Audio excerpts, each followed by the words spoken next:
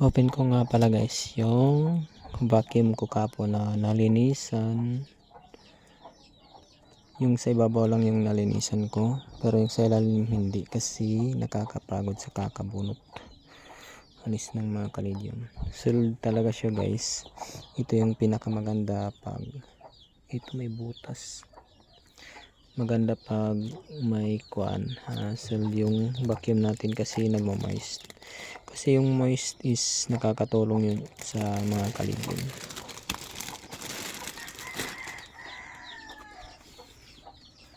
Yan, tumutulong yung tubig. Tapos yun ang na-vacuum ko na kuan,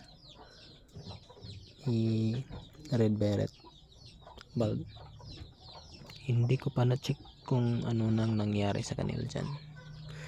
Tapos tapos ito nga pala guys yung mga red lipstick ko na chop from bulb. Ito from bulb po ito,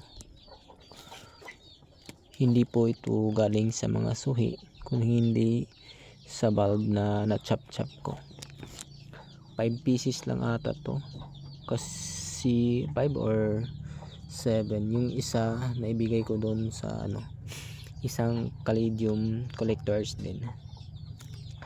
Tapos itong mga bamboo leaf na to is my own hybrid, sakay to, watermelon with red emperor. Tapos ito din, ito na side dito, saka itong puti, meron pa dito isang puti. Pero ito na kuan, tulad nito sa kay watermelon to. Then ito kay black mamba with red emperor. Dun ko nakuha yung mga bamboo leaf. Ito lang na yung may pagka black, nakalimutan ko kung ano yung binigay ko na ID sa kanila. Yun lang po. Thank you for watching.